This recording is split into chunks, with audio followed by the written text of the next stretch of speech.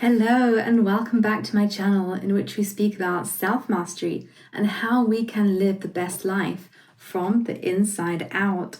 And in today's video, I will be going over how we can raise our vibrations, our frequencies in these three very powerful ways.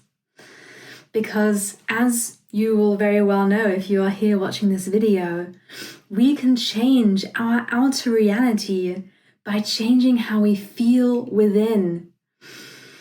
We get to change our frequency, our energy, our rate of vibration, our vibrational set point, which is also linked with our emotional set point. We get to empower ourselves to shift this, which creates a different outer reality. And from a very practical point of view, the more positively we think, the more we are going to see the positive in our life, right? So let's get into these three different ways that we can do so. And there's like an infinite amount of ways that we can raise our vibration, raise our frequency. I will be focusing on three, which will have different points within them of how we can actually practice this. So let's start with number one. Number one is actually shadow work. Now I'm starting with this one because it's more related to the healing aspect, which is the feminine. And I want to honor the feminine and go with the feminine first. Healing our wounds creates an upliftment within us. Every time we heal a wound, we can let go of denser emotions, of denser ways of feeling and being towards the lower end of the spectrum, which helps us be able to rise up on the frequency spectrum. It creates space, it's about letting go, it's about transmuting the energy, actually. And ultimately, all of this is about energy transmutation. However, here we are starting with looking at the denser emotions, the pain, the things which feel stagnant, which feel like they're blocking our energy, our flow of energy. We are looking at those and doing what is necessary to heal those, to transmute, looking with the focus on the density, and then through that allowing ourselves to be uplifted. And so there are so many different ways that we can practice shadow work or healing, and you have probably already done a lot yourself. So for me, the most powerful ways that I have come across on my healing journey have been breath work, for sure.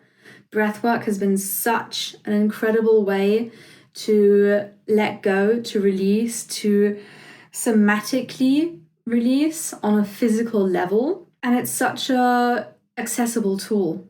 We can do it ourselves, we can lead it ourselves, we can do it whenever, we can do it on a daily basis. So to me, breath work is a really awesome tool for transmuting the energy and for healing the wounds. Then, of course, there is looking at the shadows directly, working with the shadows directly, having a conversation with them. And that can happen in a therapy setting, that can happen in a coaching setting, that can happen in a holding space for ourselves setting, journaling, anything like that, anything where we are connecting with our wounds. Inner child work, connecting with the wounded inner child. In meditation as well, going deep within, connecting with those wounded parts of ourselves, allowing them to express themselves, to be heard, to be felt, to be seen, to then be transmuted. Because when we allow ourselves to fully feel our pain, we can move through it. And that's how the transmutation happens. And that's how we get to create or transform this denser energy into an energy of a higher frequency, allowing ourselves to consciously come into the new way. And so this leads me on to our second powerful way of raising our vibrations, which is kind of the opposite end of the coin. And it is tuning in to higher frequencies for us to predominantly be in that high frequency. And so these two works together so beautifully, because when we are too focused on the shadow and the healing and things like that, we can get lost in this kind of healing. We can get actually lost in feeling like there's always something wrong with us, that we always have to focus on something dense within us. That in itself can hinder our kind of ascension journey or our journey of raising our vibrations. It is beautiful to have this other way in harmony with the shadow work. So tuning into the higher frequencies, tuning into love, tuning into our soul, tuning into our higher guidance. Because when we do that, we are allowing ourselves to become closer to that voice, to encapsulate more of that voice, to become more of that voice. And again, if we only do that though, and we do not do the shadow work, or we do not do things to ground ourselves, we can also get lost in the higher chakras, in the higher kind of frequency of energy, in a way where it almost feels like escapism. And we aren't actually bringing that good energy that we're cultivating through those different practices back into our body and our physical reality. So we can also go on this process where if we are continuously tuning into love, we're meditating, we're cultivating all this beautiful energy, and we do not have ways of bringing it through, such as becoming aware of the body, being in the body, any kind of practice that helps us come into the body, anything that's grounding, even just lying on the earth. Also, shadow work can also be something grounding, can also be something where we recognize that we aren't only the pure, empowered love, blah, blah, blah. Like we are also lower aspects. Like we also have lower aspects. We also have pain. We also have parts of us that are experiencing pain. And so when we use these together, we can come into a way where we aren't getting lost in the pain or in the healing, and we aren't getting lost in kind of the higher frequencies, ignoring our lower aspects, because they are very much there and also get to be embraced by our higher aspects. It's about coming into a whole, into a system of balance and wholeness. So practices that include tuning into this higher energy are definitely meditation, any kind of spiritual practice that gets us in that amazing energy of our soul or spirit or source or the divine, whatever you want to call it.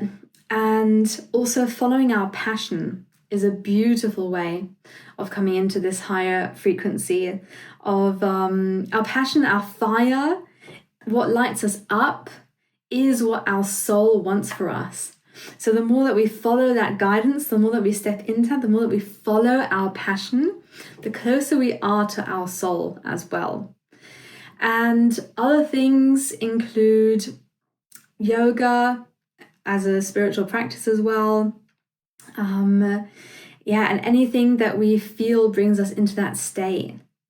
And we can also very much come into that state by doing completely normal tasks, like doing the washing up, and you just feel so blissed out because you're in the present moment and you're allowing yourself to be in your body, and you feel so great and you're like, wow, this life is so incredible. Being in gratitude, appreciation.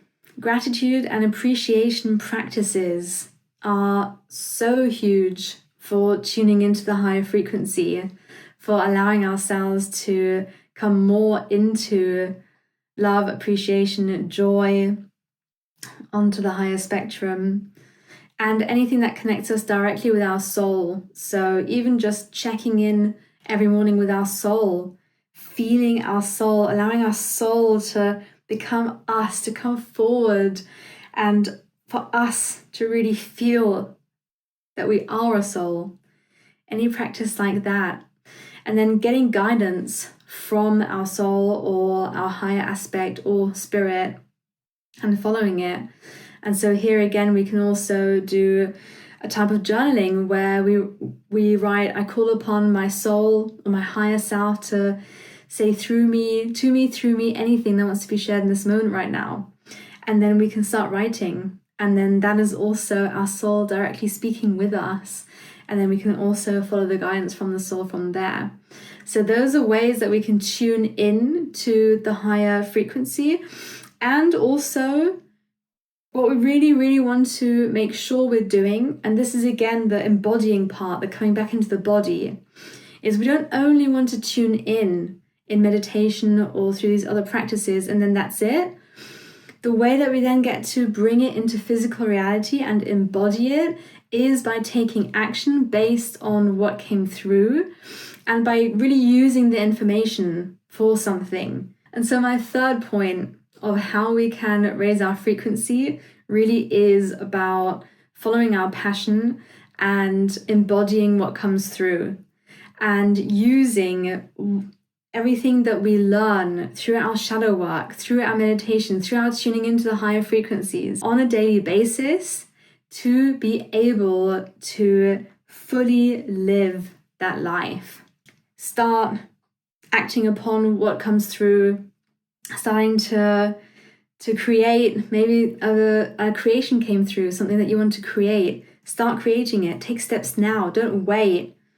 If you say, oh, I'm getting all this guidance, but I'm just going to wait until this happens, till I follow it, that is a disembodied way of receiving guidance and then not actually bringing it into physical reality. So tuning in and actioning it is so, so important for us to be able to raise our vibrations in a way where we really get to live it. We're not only experiencing it in kind of in a theoretical way, kind of in the mind or in an abstract way, or through just going there in meditation and then that's it, it stays in meditation. We want to be living it in our reality, right? We want to be living it every day on a daily basis. We want it to become our normal. We want to be able to feel good in that way as a normal thing to do. Because that is how we get to create a juicy, satisfying life. When we are raising our frequency and living that on the outside, when we are actually able to bring it into our physical reality. So I hope you enjoyed my 3 techniques on how to raise your frequency. Let me know in the comments what resonated with you the most. And do give this video a thumbs up and subscribe to the channel. And I'm super excited to see you in the next video.